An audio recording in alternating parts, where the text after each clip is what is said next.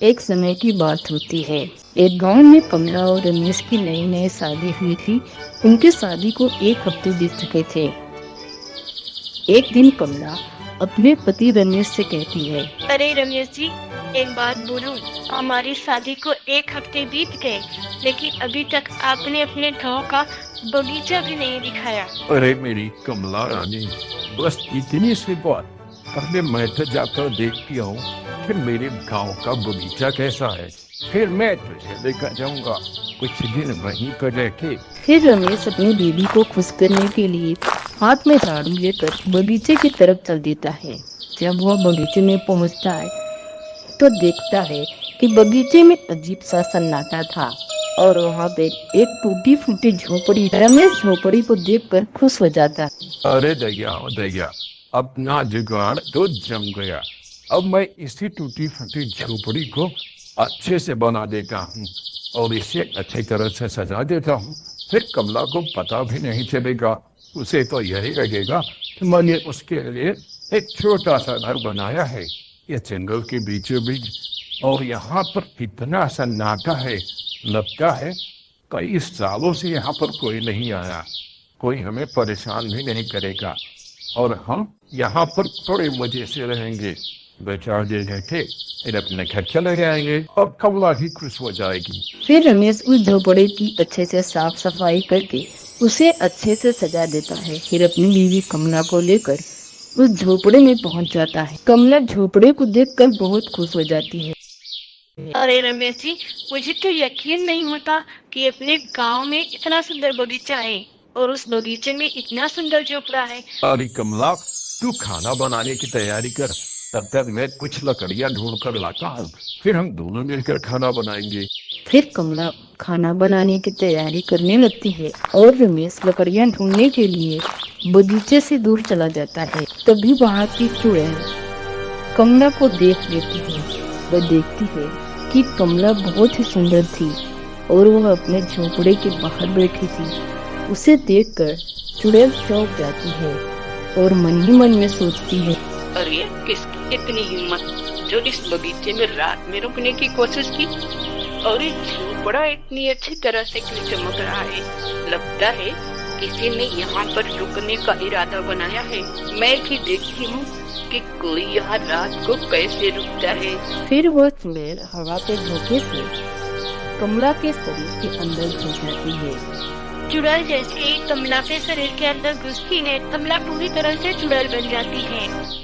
चुड़ैल अपने आप को छिपाने के लिए घूंघट का पर्दा ले लेती है। थोड़ी ही देर में रमेश भी लकड़ियां लेकर वहाँ पर आ जाता है। वह कमला के सर पर इतना बड़ा घूंघट का पर्दा देखकर हंसने लगता है। अरे कमला, ये सब क्या है? मैं तुम्हें इस बगीचे में घुमाने के लिए लेके आया हूँ और तुम हो कि इतना बड़ा घूंघट का पर्दा लेके बैठी हो। इस बगीचे में हम दोनों के सिवा और कोई नहीं है। तभी चुड़ैल बनी कमला रमेश से कहती है, अरे रमेश जी, ये घूंघट का पर्दा नहीं, ये तो तुम्हारी मौत का पर्दा है। जिस दिन ये घूंघट का पर्दा हटा, तेरी मौत तो पक्की है रमेश। मैं तो बहुत दिनों से इस बगीचे में आना चाहती थी। अच्छा हुआ तू मुझे खुद इस बगीचे को दिखाने लाया। अब तो मैं हमेशा हमेशा के लिए तुम्हारे साथ यहीं पर रहूंगी। अरे कमला, क्या हो गया है तुझे? ये कैसी बातें कर रही है तुम? तू जल्दी से अपना ये घूंघट हटा दे। तेरी बातों से मुझे बहुत डर लग रहा है कमला। रमेश की इतना बोलते ही चुड़ैल अपना घूंघट हटा देती है। घूंघट में चुड़ैल को देखकर रमेश अतरा जाता है। अरे तुम तो कोई चुड़ैल हो। कहाँ है मेरी कमला? कहाँ छिपा दिया तूने उसे?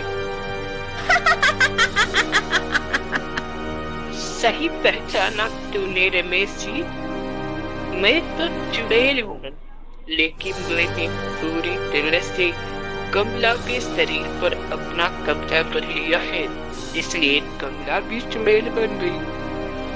और अब मैं तुझे मार कर तेरा खून पी जाऊंगी। फिर हम दोनों हमेशा हमेशा के लिए इस बगीचे में रहेंगे।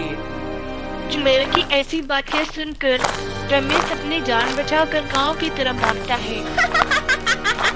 रमेश के पीछे पीछे चुड़ैल भी गांव में आ जाती है।